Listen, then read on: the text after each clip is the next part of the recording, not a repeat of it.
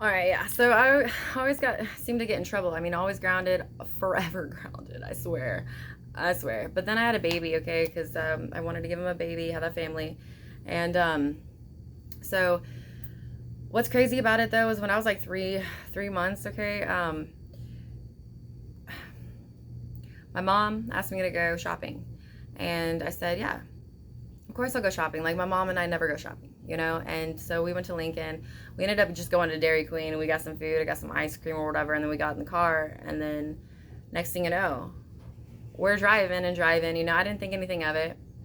But then I realized, like, after like an hour, that we were totally out of Lincoln, you know, because I was looking down at my phone, you know, and it's like, we're totally out of Lincoln. We're driving somewhere. And I'm like, where are we going? And she said, Taylor, we're going to Georgia.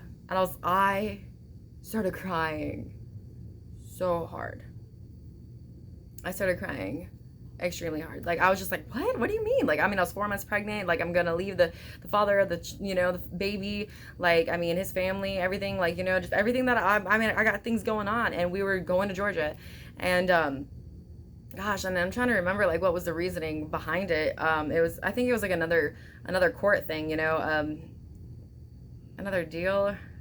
I don't know, man, but they said that they made a deal with the judge and the county attorney, like the same people that sent me to Georgia the first time, and so, because I think I had done something, I just can't really remember it right now, but I mean, it was just so little and minor. Like, why the hell would I do that? It's like, oh, it's Dylan, it's Dylan, it's Dylan. That's the reason why. So we got to get her away, So they put me into a maternity home with full of pregnant women, and literally had me there for like 5 months while I was pregnant, like. That was like 4 months, because then I came back like 8 months, but I had to beg for that, and while I was there, I mean, I met a lot of people and it was cool, I had roommates and stuff, and I actually finished school early. I graduated a year early pregnant, and so I mean that was cool as well. And then plus I got to see Georgia and Savannah, so I mean I took the lessons out of everything. I really did. Every little thing that came, I chose to take the lesson out of it, because it was like, well, my parents are just trying to help me, and I didn't realize that there was money involved at all, at all. So basically my whole record looks like I'm a bad kid, and I'm not. Like I'm totally not. Like people in Friend, Nebraska used to call me PG, like because I didn't want to go out and just do a bunch of fucking stupid stuff, or just like young kid stuff. Okay, no offense. And so I was down in Georgia, and the lady, the director there, I think her name was Jody or Judy or something like that. And well, she actually ended up like pulling me aside and having me talk to like girls, like mediate between girls, these pregnant women, and which was crazy because I was only like 17 and I was really good at that. I'm sorry, I'm really, really sweaty. Don't mind. Anyway, so she basically told me, she was like, Taylor, you got a gift, and it was like, it was really cool because it's like my parents never really told me that kind of thing. They were like, be quiet, seen and not heard. That's exactly what I was. So to them, and always grounded, forever grounded, But I learned a lot of lessons. I really did, So I don't really like. I wouldn't change the way that things have happened. I really wouldn't, because I really like appreciate and love who I am. So I was down there in Georgia, and that's what happened, yada, yada, yada, yada, yada. And so then the first 2 months, I wasn't allowed to, like, send him a letter or anything like that. I mean, I was just, like, on that, trying to, like, well, hey, he's, like, convince them, like, that's the father of my child. What do you mean? Like, and it's just, like, well, they finally ended up letting me, like, two months later. And so we started sending letters back and forth, and it was crazy because, like, for, like, a month or so, like, he didn't send me a letter at all. And I just remember being like feeling like the inner knowing, like something was going on, and well, he was cheating on me with this like Misty girl. And so, but I didn't know that at the time. But I sent him a letter and I was like, I'm done, and then I didn't say anything. And so, well, anyway, I convinced them to let me come back, and they were like, you can't talk to Dylan, and it's like the father of my child, so I was like, yeah. Okay, I won't talk to him, and I actually didn't for the first 2 weeks, but then finally we got together, and I mean, they didn't like it, but that's just what happened, And then my mom and my dad were actually going through this, like, they were fighting. Like, when I got back, I was like 8 months pregnant, and I was 17, and they were this fighting. Like, I don't know, it was just really different because, like, every time, I've never seen my dad yell at my mom. And every time they would go and discuss things, they'd go to the room, they'd close the door behind them. And so, like, I never really knew the depth of their relationship or actually anything about them, which is crazy to even think about, but, they didn't really I don't know, there wasn't a lot shared at all. My mom just worked all the time, like all the time, man, and she always just wasn't happy, like, and I felt that, and I just wanted her to love herself and stuff. So when I got back and they were fighting, it's just like, yep, Taylor's gonna be right in the middle of it, and I got dragged in between their relationship. I remember sneaking out, and over at Dylan's, I was still sneaking out, like I was graduated and stuff or whatever, and I was pregnant, but I was over there, and my mom drove up, and she knocked on the door, and like she just knocked on the door, like, what? Like usually my dad's out there with a cop and everything, and I gotta tell the cop, my dad knows where I am, I'll be home, I'm safe, thank you, officer. And the officer walks away. Like my dad's like mad.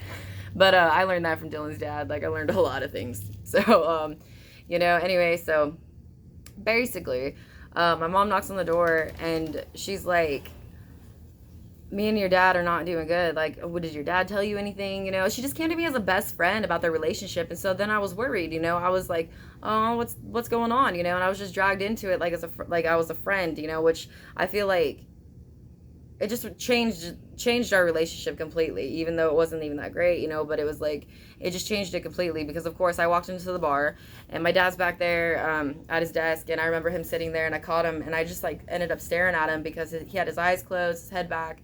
He was listening to that song, if I lay here, will you lay with me and forget the world, or something like that, I don't want to sing it right now.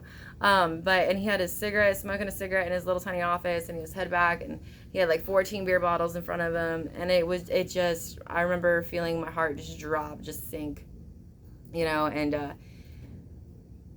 don't know, it was sad. And then he opened his eyes, and then he looked at me, and he's just like, what do you want? And it was just different, because like, I just got dragged right in the middle of it, and I don't know, I just looked at him, and I didn't even end up saying anything that day or that time. But then I ended up coming back, and I was like, what's going on? Like, because my mom's like, he's drinking too much and all this kind of stuff, and they've always called cops on me, always, right? So what did I do? Because he was always driving drunk and stuff like that. I ended up calling a police guy. I did this. I calling a police guy, and I was just like trying to give him a taste of his own medicine, so that way he'd like, I don't know, learn or something. Like, I just like got up right in the middle of it, man. And it's just like, he passed with flying colors, by the way, right in front of our house. So, I mean, it was only like 2 blocks away. But I tried for my mom, I don't know, dude. And he was fine, he walked into the door, and he's like, oh, I was good, It's just like, what the hell? But anyway, so I ended up having the baby. My water broke at 39 weeks, and I was supposed to be like induced that next day. So my daughter came naturally, and it was awesome, because I didn't want to be induced, but I was getting big, like I was big. And anyway, freaking, so I went in, had the baby. It was like 3 hours from the time my water broke till we got to the hospital, and then I had the baby. It was like 3 hours later. And I remember my Dylan being there, but then he left, and he wasn't there at all. But my mom was sitting in the chair, and she was helping me with the baby and stuff. And I knew before I even had my daughter that she was going to be a girl. I did. I love her so much. I knew everything about her, and I called her Alex. I named her Alex Raylene. Ray, for my dad's middle name was like William Ray, and my mom's middle name was Arlene, so I put Ray, like the guy version with the Y, and like Arlene together, so Raylene. So that's how I got it, and her middle name's named after them. It's this hard to do, okay, and it's sweaty in here, but yeah, so I had the baby, and then we got home. And then it was crazy because I started working at this truck wash in York, at the Blue Beacon, and then from there I went to the 5-star truck wash, and I was power washing semis. I was just single mom. I wasn't even with my ex at that time, because we ended up breaking up, because he actually asked me, like, is that my baby?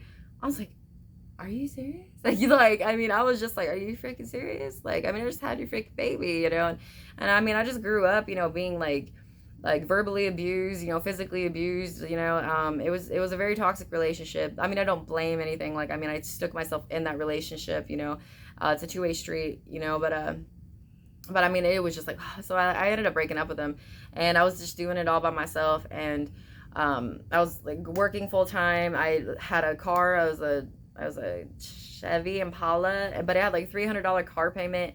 I mean, my parents wanted like co-signed for, I didn't realize that they wanted to mess up my credit. Like, it was some plan for my money, and it was really all just set up which is just crazy. But anyway, I asked my mom for 20 bucks because I was waiting on the state to pay for the daycare, which is like $20 a day basically. But so took her to an at-home daycare, and I was working with the wife's husband, and they were just harassing me about 3 days that I didn't pay, because I was paying for my phone bill, my daughter's stuff. I didn't have help from the state yet. It was taking forever. And then on top of that, my mom tried to have me paying rent. I mean, she took a picture of a wet diaper in a box in my room, dude, this tiny ass room, and I was working full time, like about to go to college online and everything. Just had it planned out. A year early graduated from high school, like I thought I was doing pretty freaking good. I was trying to deal with a heartbreak, this toxic relationship that was just hard to get out of. And, it really is, and, well, anyway, I asked my mom for $20. She said no. She actually turned around and gave my older brother like $500 for rent. And I was just, are you serious? So I took their bar key. I went to the bar and I took the 20 bucks. Actually, I think it was 40. The 40 bucks, and I took a pack of cigarettes. I gotta say it. That was real. I did that. And anyway, the next day they looked at the cameras, which they never do. And my mom called me, and I was on my way to youth group, and I was planning on paying them back and stuff, but it was just, I was 17, and I am seriously sorry for that, so that my mom was talking to me. She's like, you need to come home. And then the next thing you know, there's a cop on the phone, and she's like, you need to come home. So what did I do? I was a goody two-shoe. I went home, right? My mom got my daughter out of the car, brought her inside, and the cop actually ended up arresting me for the $40. And so they took me in. I didn't even get to say goodbye to my daughter or nothing. They arrested me. I went to Seward County, the holding cell. I was 17, and the probation officer guy told me, your mom doesn't want you to come home. I was like, this is a freaking small thing. Yeah, but I took it like it was a lesson. I had no other choice to do so. So I actually ended up going to JDC, and then from JDC I went to Cedar Shelter in Lincoln, Nebraska. So it was this little kid shelter, homeless shelter thing.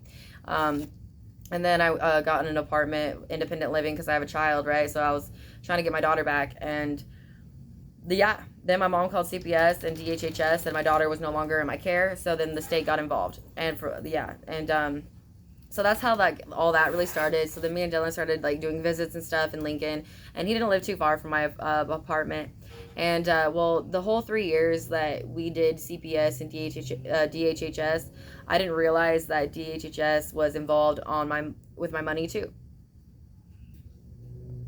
Yeah, crazy, and it's crazy because my daughter was perfectly fine with me, and I love my daughter, and I love my daughter a lot, I really do, and I freaking love her, and well, anyway, my parents, I still haven't had a conversation with them about any of this, so I still don't have any clarity on this, but it's just I can't force them to give it to me. I'll call them, and my mom, I'll ask to talk to my daughter, for years, and she'll be like, yeah, she's here, and can I talk to her? She's like, nope.